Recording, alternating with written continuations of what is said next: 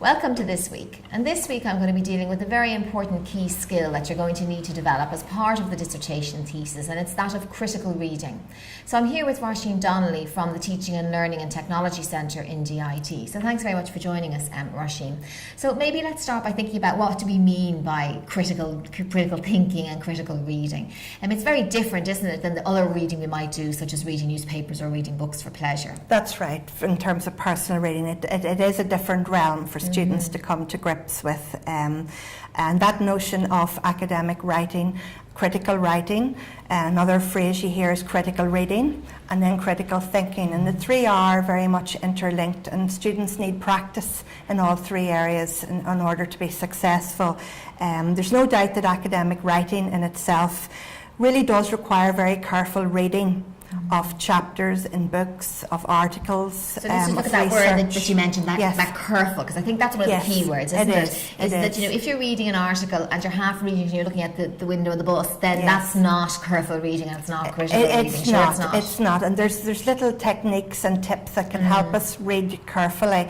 And in a sense, it's really moving from passive reading, whereby, as you said, you could be distracted, into following some sort of little strategy to take notes around the reading, and that's what's important.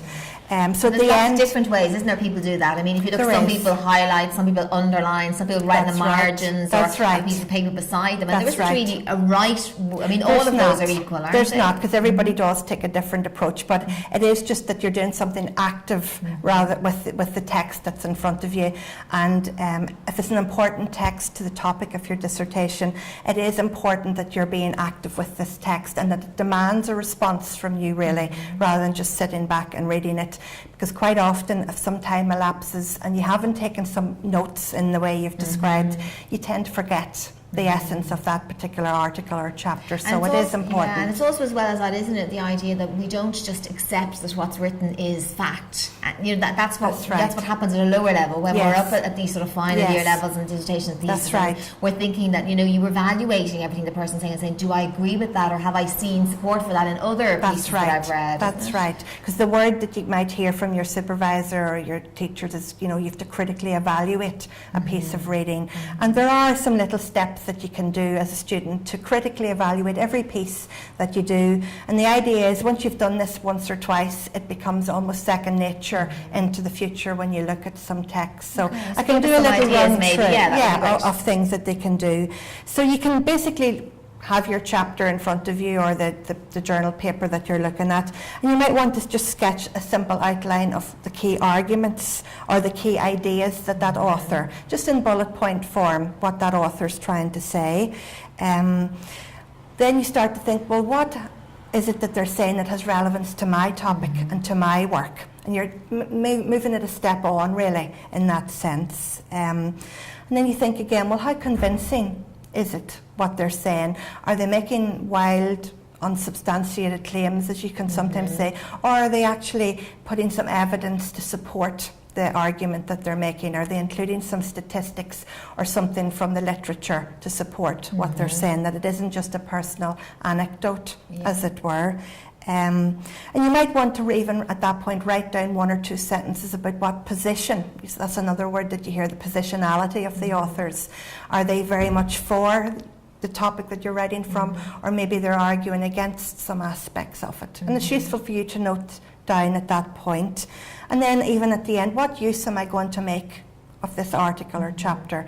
Is it something that I'm going to file away for later and refer to in a broad sense, or is it something that I'm going to integrate into an actual argument in my paper and quote from this particular piece?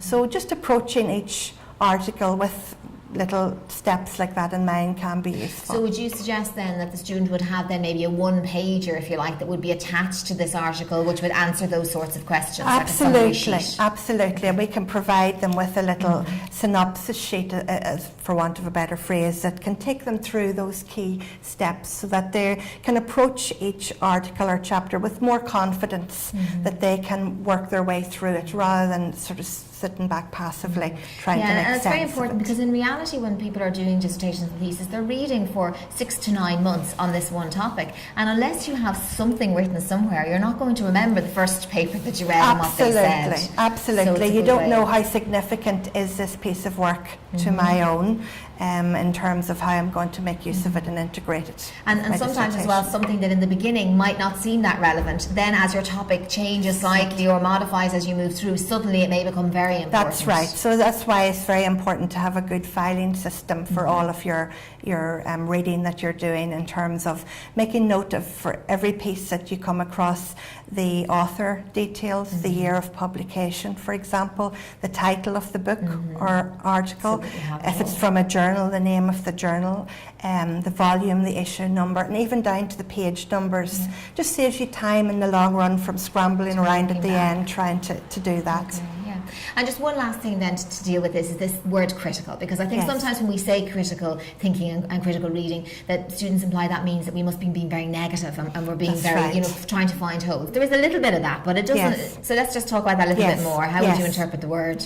A very useful thing that a supervisor can do with the student is to have that very discussion. What do you think by critical? Because everybody has their own take on it. But essentially it is exploring the topic from different perspectives. Yes, maybe looking at it with a little bit of skepticism, which can be a healthy thing to do, but at the end of the day acknowledging that there could be debate in the area and that there's more than one way of looking at something. Absolutely. So it's evaluating the arguments, isn't it? Very Rather than just much taking it as if it's written, therefore it must be true. It's much more exactly. looking underneath the issue. Yes, you're exploring it in more depth and you're deconstructing it in a way. Yes. Okay, thanks very much. Well, there's some useful tips and guidelines, and the structure that Roisin talked about we'll make available as well in web courses to help you think about the way you read and perhaps change the way that you read. And this will be important not only for your dissertations and thesis, but for any academic work that you're going to do into the future. So that's all. See you next week. Okay, thanks.